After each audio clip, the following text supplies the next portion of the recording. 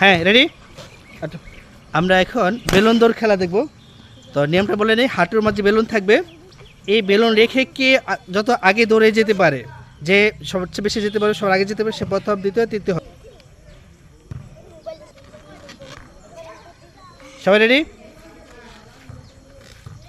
1 2 3 শুরু করো।